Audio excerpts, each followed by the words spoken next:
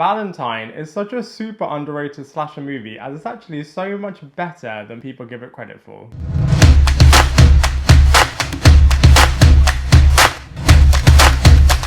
Hello everybody, and welcome back to my channel Lifestyle Critic. I hope you're having a brilliant day. So in this video we are going to be reviewing Valentine, which is a slasher movie loosely based on the novel of the same name and follows a group of friends who are stalked and haunted by a character in a Cupid mask. Now it's a very formulaic film that feels like a very straightforward slasher movie, very inspired by slasher movies from the 80s, and of course is totally jumping on the bandwagon from the success of the Scream franchise back in the 90s. However, I would say that this movie, there is so much enjoyment to be had, as it's got really inventive kills happening in this film. It's also got a really understandable revenge plot as well, and some really cool twists and turns, and I cannot wait to break it all down for you in this movie review.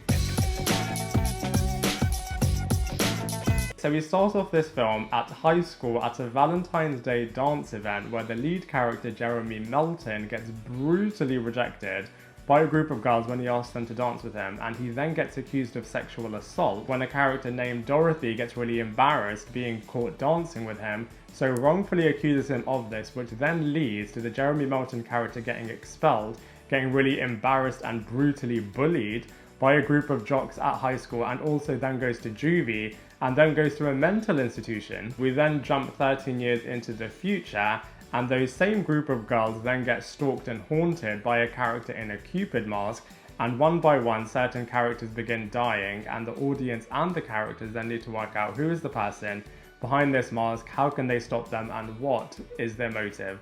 Now from a positive point of view, I feel like in a world where there's loads of slasher movies, I feel like this one is able to be original and distinctive with its mask and the way in which the character is operating, and like I said, it's got some really inventive kills in this movie too, with an undercurrent of a revenge plot bubbling away in the background, which I think is really compelling. And I feel like there's loads of red herrings, so many people actually that you can think are the Jeremy Melton character or another character that is doing this for completely different reasons, and I feel like because of that, there's loads of red herrings, and then when you finally find out the truth at the end of this movie, it really does encourage repeat viewing so that you can see all of the clues and that you can put all of the pieces together. And I feel like the friendship group is really believable in terms of being friends all the way from high school, and then seeing what happens to these characters since then, I feel like it's really compelling because you really believe everything that's happening in this movie. However, from a negative point of view, like I said, there's so many other slasher movies, and in some respects this does follow a very predictable formula. And there are certain storylines that this movie creates, but they don't really go anywhere. For example, there being a bit of a stalker neighbour, and also a bit of a con artist that is following one of the other characters. And like I said, those are really interesting subplots, and I wish they would have explored them a little bit more. And in terms of the main plot, I feel like they could have done a little bit more with the whole revenge aspect of this movie, especially in the final few moments in this movie. But that being said, I still feel like from a storyline point of view, this movie is actually really strong.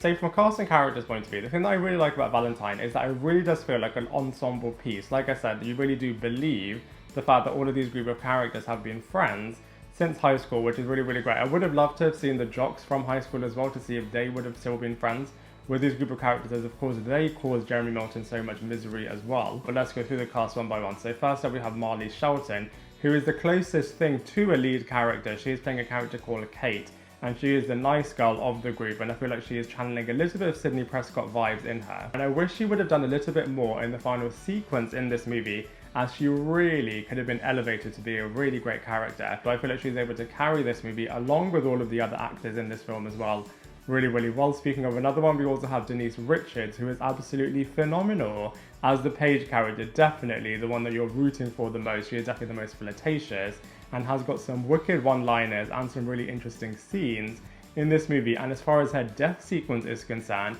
definitely does hark back straight to the beginning of this movie in terms of a line that she said to the Jeremy Melton character. So I feel like that was a really interesting thread that they continued with this character, and I feel like she was really able to own this movie, and she definitely steals every single scene that she is in. We also have Jessica Capshaw, who is playing the Dorothy character, the one that caused all of this chaos to happen in the first place through her false allegations about the Jeremy Melton character. And I feel like this whole movie, especially at the ending, you really get to see the revenge plot from the Jeremy Melton character coming full circle, what I think is really, really captivating is that actually this character was at one point meant to be the killer, as she is doing all of this through jealousy. And they do somewhat leave it open-ended for that storyline to still be the potential conclusion in this film, which I think is really, really interesting. And we also have David Boreanaz. Angel himself is playing the Adam character in this movie, and he is so brilliant in terms of playing the older version of the Jeremy Melton character that is executing this massive revenge plot. And I love the reason for why he is allowing the Kate character to survive. She was the only one that didn't brutally reject him back in high school, and I just feel like this character is really, really great. You don't really think that it is this character. A couple of people do accuse him, and at some points in the final act of this movie, it does seem as if it is going to be him. But I just love all of the twists and turns that they had in the final sequence, as you're like, is it him? Is it not him? Is it him? And then the final reveal that it was him through the nosebleed. I thought it was really, really clever. And I feel like this actor did a really, really good job in terms of really having a bit of a sinister side in him, masked behind a really nice guy too. So I just feel like from a cast and character's point of view, Valentine is absolutely wicked. So from a visuals point of view, despite its modest budget, I actually think Valentine looks really, really good. It does feel very late 90s / early 2000s. And it really does peel back a layer so that you can experience the lives of the rich and the super wealthy. Like I said, it's got some really, really inventive kills, which really does make this movie really, really different to other slasher movies, and also really does have some really cool scenes in the mansion.